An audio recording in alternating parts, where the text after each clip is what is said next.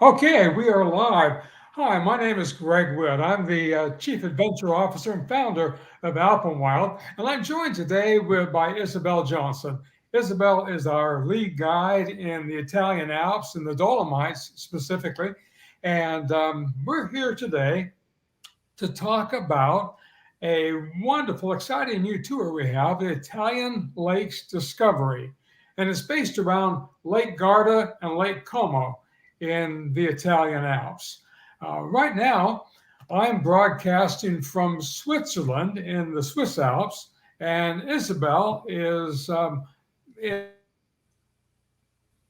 sorry, northeastern Italy, and she is actually. We decided yesterday that she's closer to Lake Garda, and I'm closer to Lake Como right now. So we'll be talking about those. Now, we also want to thank Missy, who's joining us, and she's in Austin, Texas, and she is kind of handling the logistics and some of your questions that you'll have as we go through this live stream presentation. So, also, I need to mention that we have a special offer. We want to thank all of you for joining, particularly taking the time out of your schedule this day for being on this live stream event. And as a reward, as a thank you, we have a special offer that we'll mention at the end of this live stream event. Well, over the last 2 years, we've had a lot of government-imposed travel restrictions, and we noticed that people are traveling again. The restrictions by and large have been eased. People are traveling, but they're traveling differently. And we note that they're not going to the big cities to doing the grand tour. They're more focused on off the beaten path and more rural destinations. We call it the rural revolution. They're looking for quieter, more undiscovered scenery. And that's what we've been doing for the last 20 years. So that really suits us well. And when we talk about the Italian lakes, Lake Garda, Lake Como, that's interesting because those two lakes, those have attracted wealthy Romans for over 2,000 years, and they still do. And famous poets and musicians and artists over the last 300 years have come to these lakes. And nowadays we have Brad Pitt, Madonna, and Tom Cruise, and what's George Clooney has a 22-room mansion there. So still this immense appeal, and yet at the same time we designed an itinerary which kind of gets away from the hubbub and from the tourist centers on the lakes, and we're on some remote mountain trails. So I think you'll enjoy the itinerary and what we have planned.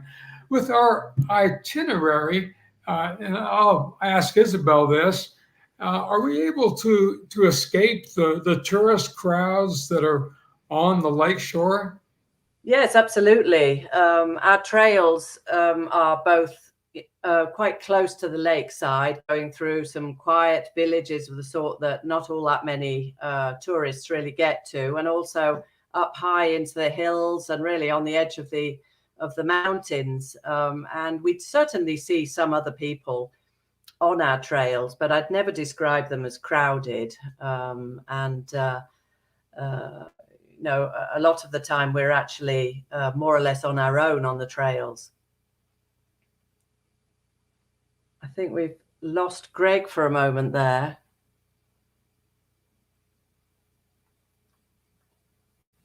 Yes, okay, so this is an example here. This picture is an example of a really wonderful high trail with these really incredible views of Lake Como. And this is, a good example of some of the trails we do. So this is at almost at 2,000 feet here. And as you can see, the views over the lake are absolutely incredible. And then this picture here, yes, it's a really, really wonderful little villages all the way along both the lakes. And some of our hikes are definitely going to be taking us close to lake level. They up and down through some really beautiful lake villages, just like this. What time? Yeah, so I'm getting a question here while we're waiting for Greg. What kind of time do guests get to walk around the villages? Well, certainly one of the great things about this trip is that the hikes are relatively reasonable in length. So, 4.5, 5 hours is typical of them. And so that gives you plenty of time to explore all the other things that you can do on the lake. Yes, exploring the villages, and they're historic villages. So there are castles and villas and other wonderful things to explore. Hello again, Greg. And also, of course, you can just take a boat out on the lake and just enjoy floating around on the lake. So it's a wonderful, relaxing area, as well as being a great place for hiking, isn't it, Greg? Well, Isabelle, thanks for covering for me. I just lost my internet connection. I guess the worst thing that can happen in the midst of a live stream event. But it sounds like you just went right on ahead, didn't miss a beat. What I was talking about is that we focused our itinerary on 2 different lakes, Lake Garda and Lake Como. Did you already touch on that? Okay. Well, no, I just really talked about what we were seeing in the pictures. So just a little bit about the sort of trails and what you can do in your free time on the 2 lakes. Okay. And the lake shore is a busy place, but once you get up on the trails, it seems to be a quieter, more peaceful environment, isn't it? Yeah, totally. And, these pictures do show what it's like and how far you could get above the lakes on quite accessible tracks. And yes, it's quiet and really it's the best vantage point to admire these wonderful lakes. Our guests are very familiar with the Swiss Alps and the Alps in general. And we've had some people ask, how does the scenery on the Italian lakes compare to that we see throughout the Alps, through the rest of the Alps and the Dolomites, for example? Do we still have some of the great alpine vistas? Yes, absolutely. I think one of the wonderful things about the Italian lakes is really that there's such a contrast, because when you're down on the lake level, you do get some of the wonderful villages that we can see in the picture here. But on the other hand, when you're up high, you're looking right into, and you're very close to often, both the Italian and the Swiss Alps. And the views are very, very wide indeed. You often get snow-capped peaks, and some of the highest mountains in the Alps are in fact visible from the lakes on a clear day. Mm-hmm. And in the Alps, we're used to very well-marked trails, for example, in Switzerland particularly. These trails are a little less obvious, but I think it's well-suited to a guided tour. I don't know how we would ever do this on a self-guided basis, but that's one of the advantages of having you as the guide, who know these trails and have been very familiar with these trails around the lakes. Absolutely, and I think having it doing it on a guided trip is one of the best ways. Also, because there's such a huge range. They're very large, the lakes, in fact, and it's difficult to choose between all the various options. And as you say, many of the paths are not actually particularly well marked, and so it's really great to have a guide taking you to the right places and transporting you also to some paths which can be quite difficult to get to otherwise. So in terms of difficulty, how would you compare the hikes on this tour to other trips that we do in the Alps or in the Dolomites? The terrain is very varied, and certainly, the paths are certainly not flat, as you can see looking at these wonderful landscapes.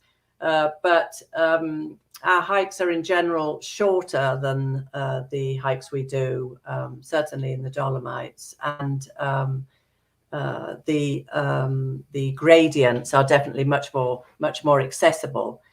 And I think there's really, in many ways, something for everything, something for everyone in the lake areas, because the walking is so varied, and because there is also so much else to do as well in the lakes. Now let's talk about the hotels on this tour. Um, any impressions that I mean I've seen the hotels, and they're wonderful, but what's your impression, Isabelle? Well, I think particularly the hotel in Varennes on Lake Como is really a gem, because it's really its own little secluded world right down there at lake level. And of course, you're having all your meals right down there on the lake, which is very special in the lakes, because quite often it's very difficult to find hotels right down there. And also that are very quiet, because it's really its own little world there. And you know, what can sometimes be a fairly busy little town, because it's obviously so popular, that's all really shut out whilst you're in this really wonderful hotel. And then the lake. It's a wonderful, peaceful setting. As I was there looking out over the lake, I thought there's no more peaceful, enjoyable way to start a day than having breakfast out there on the terrace of the Hotel du Lac, looking out over Lake Como. Beautiful, beautiful setting. Yeah, that's so true. And as you say, the best time of day to admire it, right at the beginning there in the early morning when the light is so low. So in Italy, when people come to Italy, people expect wonderful cuisine, don't they? They won't be disappointed. What standout dishes or aspects of the cuisine in northern Italy appeal to you most? Well, I think the wonderful thing about the food that you can get on the lakes is that it really does reflect what we've just been talking about. You know, the fact that you've got mountains above you, and also these lake villages. So you get a wonderful mountain food, and, you know, very varied pasta and rice dishes of the sort that you expect in Italy. And then you also get these really rather sophisticated lake fish dishes, and some really rather special and very, very stylish restaurants in particular on Lake Como, but also in Lake Garda. The level of cuisine is very good indeed. So let's talk about the weather. In the Alps, we have a very short summer hiking season, but Lake Garda and Lake Como are on the sun-drenched southern slopes of the Italian Alps. And so we have a longer season to enjoy. We have this tour planned for May and for October. What might we expect for weather at this time of year? Well, I think May and October are really the ideal times for the lakes, because they can get quite hot in the very middle of the summer. Whereas May and October, you've still got that really, really mellow Mediterranean feel. And also, of course, you know, nice long days. And I really think it's one of the best times to go. It's also, of course, slightly quieter than it is in the midsummer months, when you get a lot of Italian families. So you've got the towns just a little bit more to yourself. Right. In fact, I was there most recently in March on the first day of spring, March 21st. And it was beautiful. It was short sleeve weather, and people were out on the lake. Just a wonderful time to be there. Of course, we couldn't have done that in the Swiss Alps or the Northern Alps. So I think we can look forward to some beautiful days on the lake and above the lake. So, Isabelle, who is this trip for? What type of hiker or traveler do you think would most enjoy this trip?